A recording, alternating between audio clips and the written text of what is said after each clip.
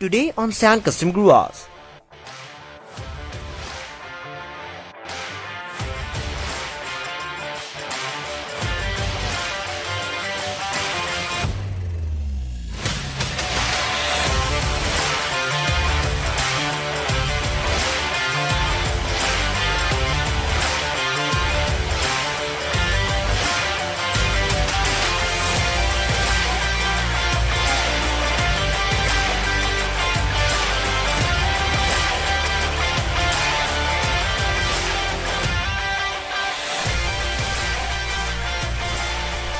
Hello guys, welcome back to Sand Custom Grooves once again.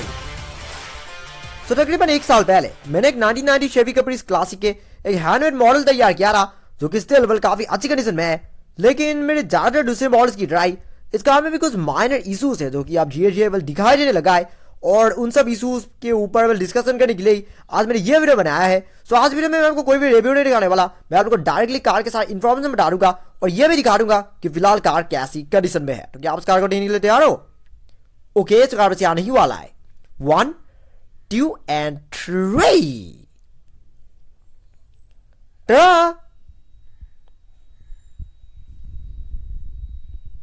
The 1990 Chevy Caprice Classic। ये देखिए। 1990 original Chevy Caprice का last year था, क्योंकि 1991 पे Chevy ने इस कार को पूरी तरह से रीडिजाइन किया था।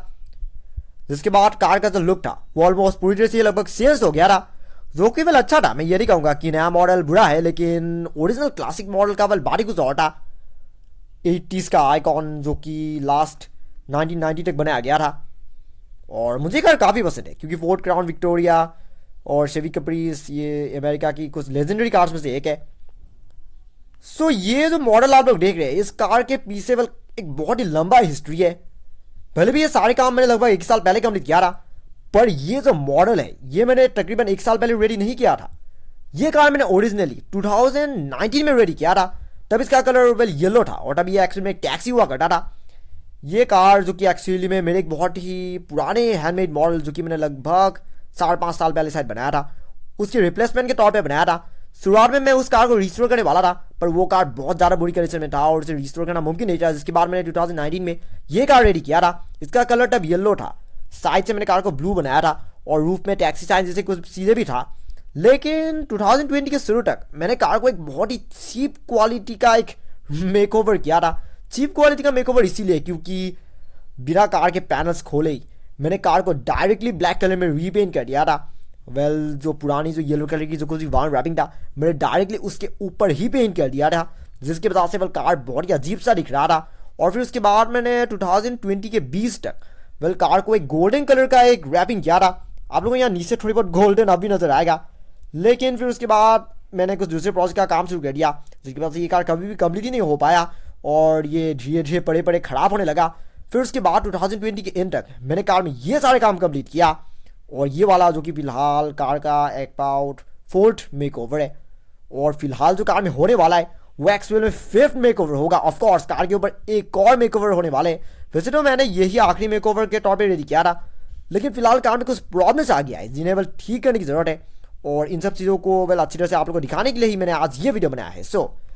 फिलहाल जो कार में प्रॉब्लम्स है, वैसे तो ये कार स्टिल काफ़ी अच्छी कंडीशन में है, क्योंकि ये सारे काम मैंने लगभग एक साल पहले कंप्लीट किया था, 2020 के एंड तक कंप्लीट किया था। लेकिन यहाँ पर कुछ आप लोग प्रॉब्लम देख सकते हैं।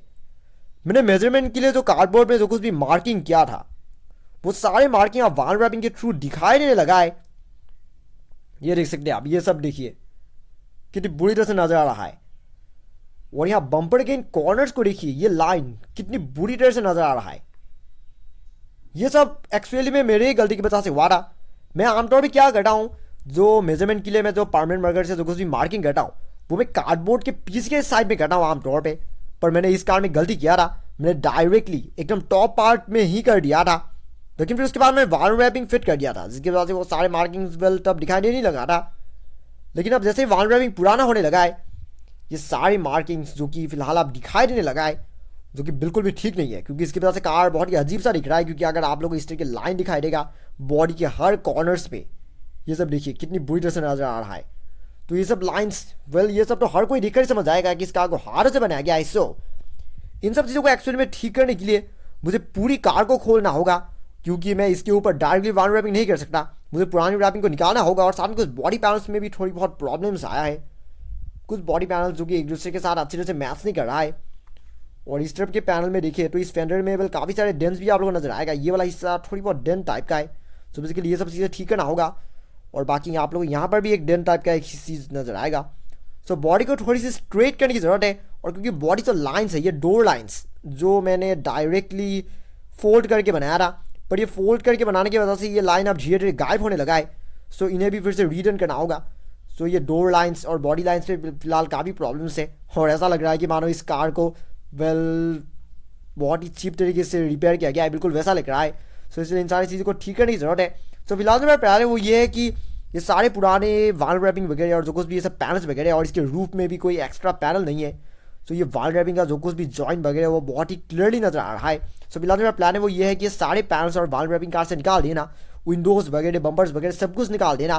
फिर उसके बाद कार के लिए नई आउटर पैनल्स वगैरह रेडी करना, फिर उनमें नए वाल रैपिंग करना और सारी चीज़ें कार में फिर से फिट कर देना। सो कलर की बात करें तो कलर मैंने ये कलर ही रखने की सोचा है, क्योंकि व्हाइट एंड ग्रे का ये कॉम्बिनेशन इतना भी बुरा नहीं है।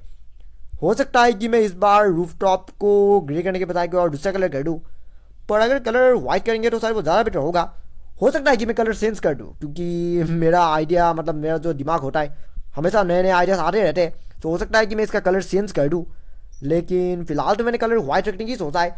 सो इस कार में कब तक काम शुरू होगा वो फिलहाल मैं नहीं कह सकता, क्योंकि मेरे पास पहले से कई सारे प्रोजेक्ट्स हैं, लेकिन जल्दी इस कार में काम शुरू कर दिया जाएगा। हाँ तो चलिए गाइस, आज के लिए बस इतना ही। फिर मिला रही मेरी एक और नई वीडियो में, जिसमें मैं आप लोग ऐसे ही और भी कमाल की कस्टमाइज की और मेरी खुद की तैयारी की गई स्केल मॉडल कार दिखाने की कोशिश करूंगा। लेकिन तब तक अगर आपको आज का ये वीडियो सबसे पसंद आया, don't forget to like, comment, share, and subscribe to my channel, and also click the bell icon so you get notifications of every new video. Thank you very much for watching my video. Have a nice day.